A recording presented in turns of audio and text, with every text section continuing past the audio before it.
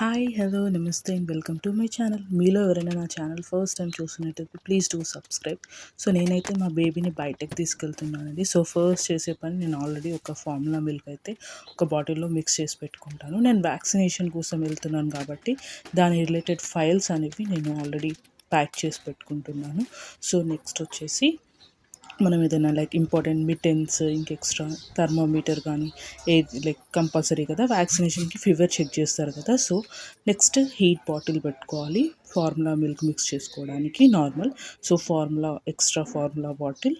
So use పడవచ్చు పడకపోవచ్చు, but safety side right.